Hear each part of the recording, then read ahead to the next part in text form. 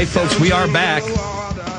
The InfoWarrior with Jason Burmis, and now I am glad to announce, very happy to announce, in fact, that we have Pastor Lindsey Williams joining us for 90 minutes. We're going to be taking phone calls about 45 minutes in. It's 866-582-9933. How are you this evening? Jason, thank you for allowing me the privilege of being on your show tonight for the very first time at a time when tax receipts for the federal and state government are down by $54 billion within the past month, and the Federal Reserve had to step in and buy Treasury bills at the tune of $23.5 billion in 1 week. So I want to tell your audience tonight everything that the elite have planned for the world for the next year to a year and a half, but the amazing part is how I happen to know all of these things.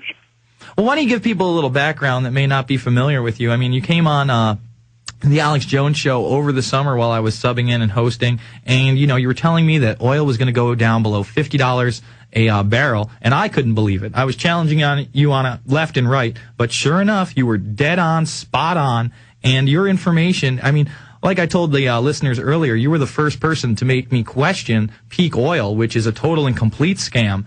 And, I mean, you have just been spot on in your analysis time and time again over the years, Lindsey. So give people a little background, and then let's get into what they have planned for us.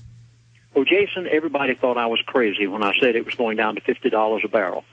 I'm going to have to admit to you, I did too. I thought I was also. So let me give a brief background. You're right, so the people will understand. Many years ago, I went to Alaska as an aviation missionary. That's right. And just after arriving there, they announced that the Trans-Alaska Oil Pipeline was going to be built and that 25,000 pipeliners would converge on the state of Alaska to build it. Well, I went to the 9 major oil companies that were going to build that pipeline, and I said, don't you need a chaplain on the pipeline? They said, well, we don't know what to do with you. Well, they finally allowed me on the pipeline, and they said, we'd like to give you executive status, make life a little easier for you up here. And they said, we would like to invite you to sit in on our board meetings in an advisory capacity in order to help the relationship between management and labor. I had not the slightest idea, Jason, that for 3 years' time I was going to live with the elite of the world. I mean, the people you hear about in the World Bank, the IMF, the top oil company officials of the world, not in my church, but on their pipeline. And for 3 years' time, I had an opportunity to analyze these people across the dinner table, live in the dorms with them at Prudhoe Bay when they would come there. Well, that was many years ago. I wrote my book, Energy Non-Crisis, and a number of other books, and I have known for the past 35 years that there was a line out there, and if I ever stepped over it, they would call my hand. Well, they have twice in the past 35 years, but the last time was about 8 months ago. I had a phone call one day, and the gentleman on the other end of the line, I knew him well. I had not seen him for 25 years. I spent days and weeks with him at Prudhoe Bay.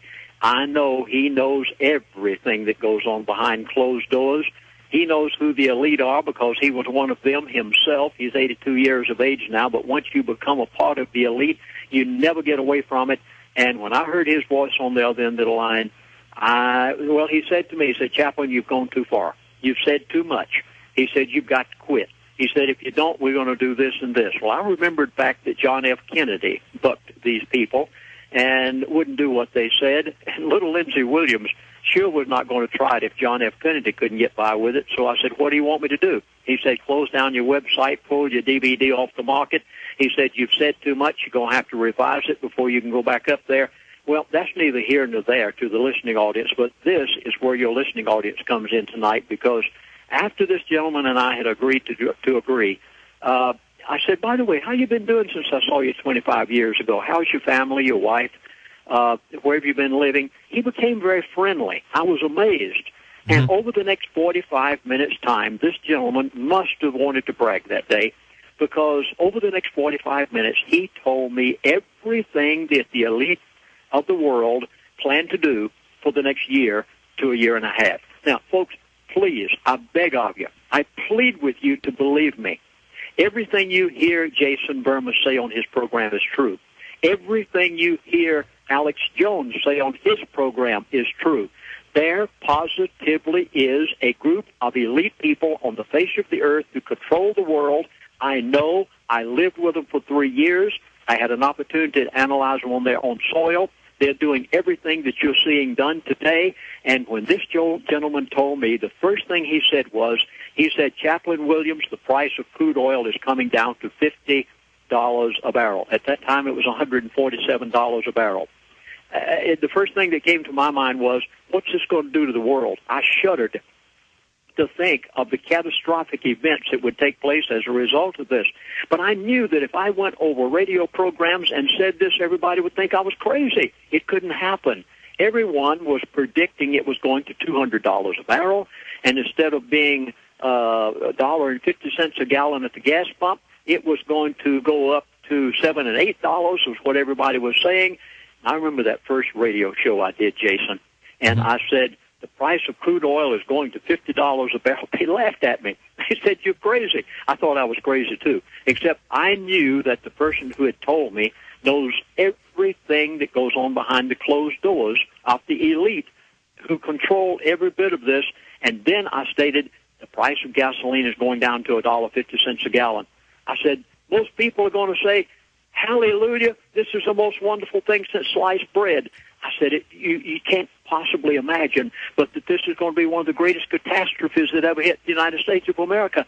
And he went on to explain to me what they were going to do to OPEC.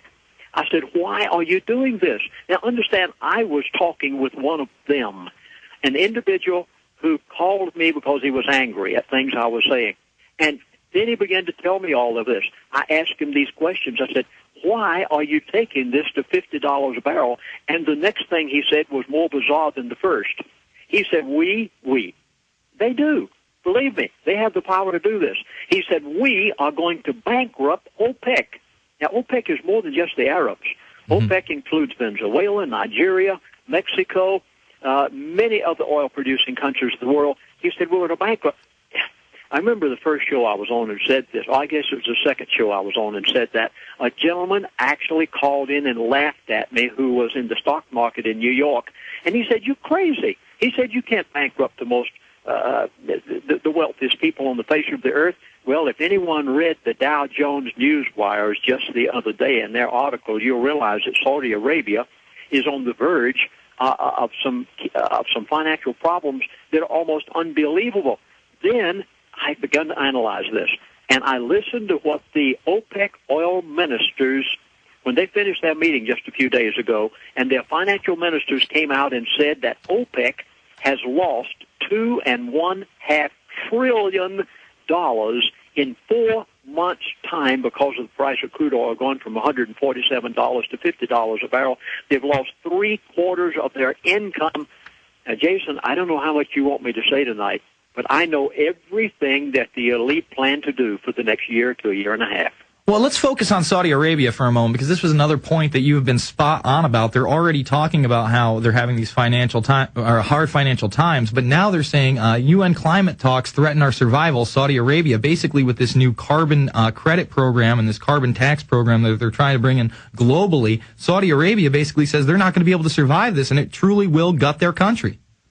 Yes, but when I first said this, it was an impossibility. I mean, I even thought I was crazy. I mean, here's a wacko out here trying to say this, and the only reason I dared to say it was because of one of them told me. But let me read it to you out of the Dow Jones news wires. Here it is, quote, Saudi Arabia, 90% of whose exports stem from oil, has sought to maintain the price of oil at $80 per barrel.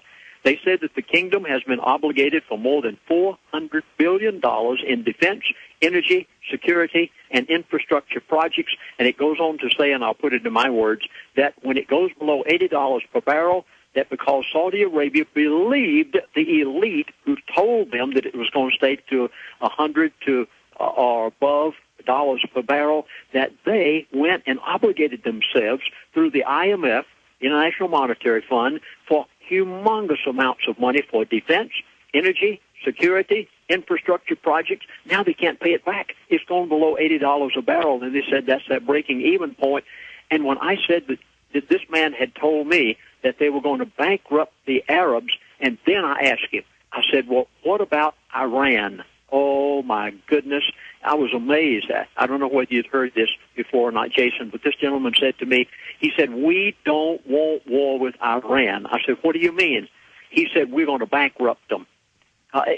And then I had been saying that we probably would go to war with Iran. A lot of other people were saying the same thing. He said, no, we don't want it. In a dire emergency, we will. But he said, we don't want that. We want to bankrupt them. Every bit of this is being done by the elite. It is not a conspiracy. Folks out there in the listening audience, please, this is not a conspiracy. This is an agenda. They know exactly what they're doing. They had it planned years in advance. This gentleman told me 8 months before it happened that it was going to take place, and the elite are doing every bit of this along with what's happening to the financial situation of America and banking, which we'll get into in the course of the program tonight.